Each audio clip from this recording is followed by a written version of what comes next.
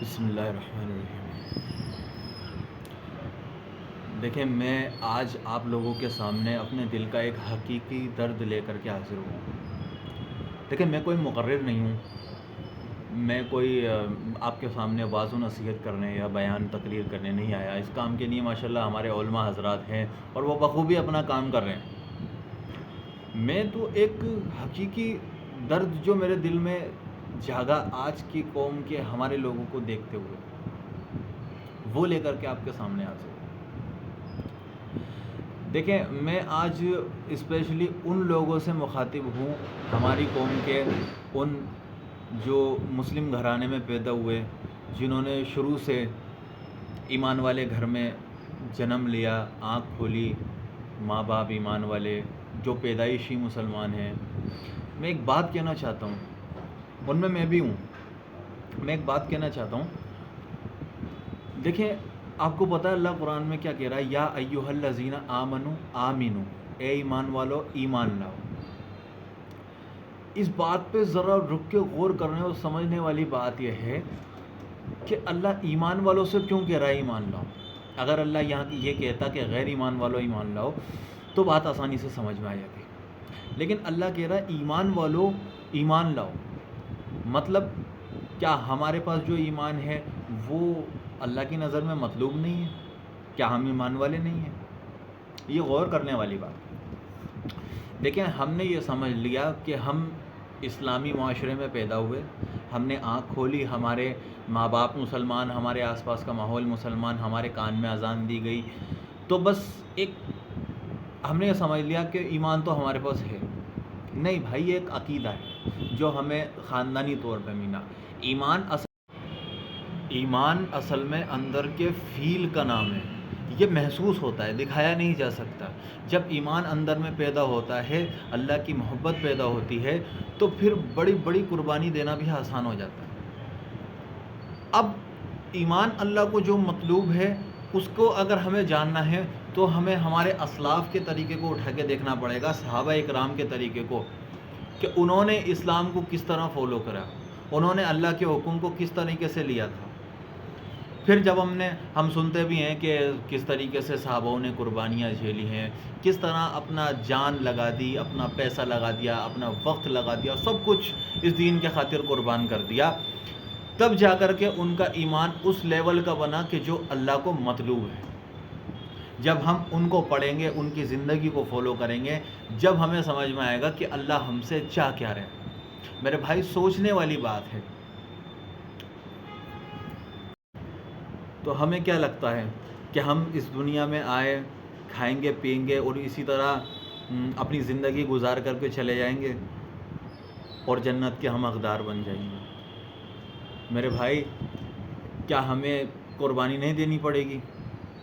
اللہ قرآن میں کہہ رہا ہے کیا تم آزمائے نہیں جاؤ گے؟ تو ہمیں اس چیز کو سمجھنے کی آج ضرورت ہے۔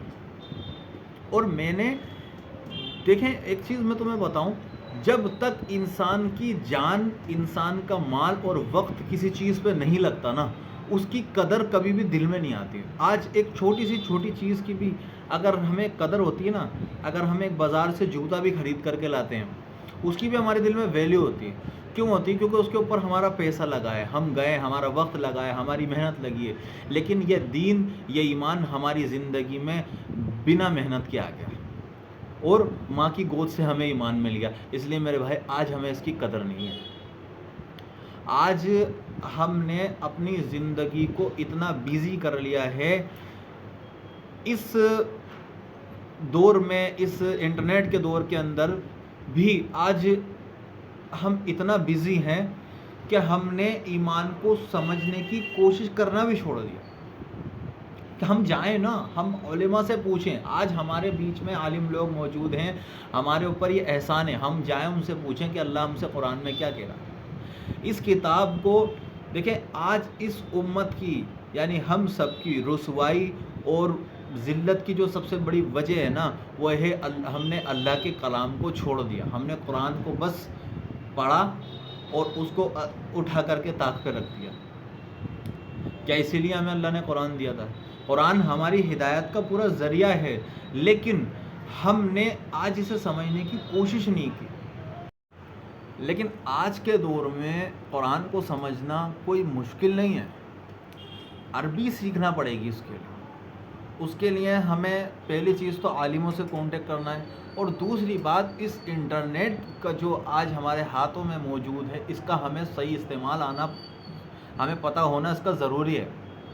دیکھیں انٹرنیٹ بذات خود کوئی بری چیز نہیں ہے، یہ تو ہمارے لیے بہت فائدے کی چیز ہے. فار ایگزامپل آپ مان لیجئے پیٹرول ہے، پیٹرول سے یہ فیول کے کام بھی آتا ہے، اس سے گاڑی بھی چلتی ہیں روڈ کے اوپر، اور اس سے آگ بھی لگائی جاتی ہے. بذات خود بری چیز نہیں ہے، لیکن حقیقت بات ہم دیکھیں تو ہم مس یوز کر رہے ہیں. ہم اللہ کے کلام کو سمجھنے کی کوشش نہیں کر رہے کہ ہمارا اللہ ہم سے کیا کہہ رہا ہے. اس لیے میں نے آج جب چل پھر کے مطلب لوگوں میں یہ چیز دیکھی، اور اسپیشلی ہمارے یوتھ کے اندر میں نے جو ایک چیز دیکھی، آج ہر انسان اپنے موبائل کے اندر گھسا ہوا ہے. آپ کسی کو کوئی بات سمجھاؤ تو مطلب ہمارے اوپر سے جاتی ہے، ہم اسلام کی دین کی بات کو بہت ہلکے میں لیتے ہیں. لیکن آج ہر انسان اپنے فون کے اندر گھسا ہوا ہے. اب اس کے اندر ایک پرابلم ہے، اگر اس کے اندر صحیح چیز نہیں دی گئی ہمیں تو انسان بے حیائی کی طرف جاتا ہے. اور میں اسپیشلی اپنے نوجوانوں سے، اپنے یوتھ سے یہ کہنا چاہوں گا کہ دیکھو، آپ کو احساس تک نہیں ہے کہ آپ کے دل کے اندر بے حیائی کو اتارنے کی کتنی باریکی سے سازش ہے ان لوگوں کی جو آپ سے آپ کا ایمان چھین لینا چاہتے ہیں.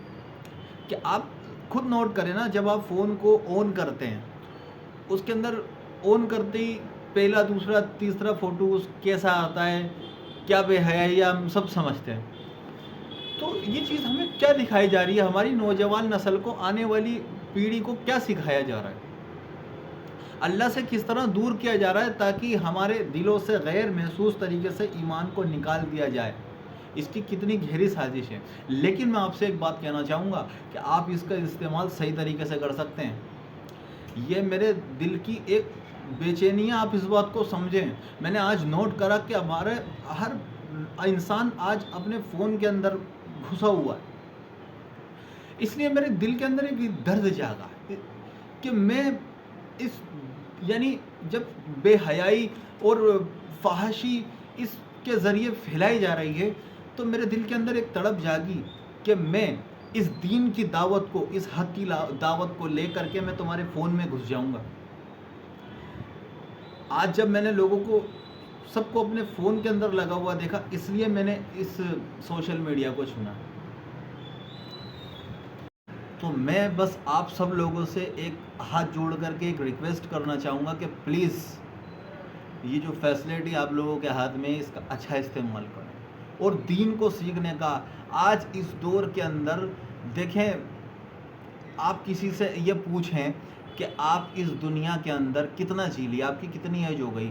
میں آپ سے پوچھوں، کوئی بھی بتا دے گا کہ میری کتنی ایج ہو گئی، لیکن کتنا جئیں گے یہ پتہ ہے؟ نہیں پتہ.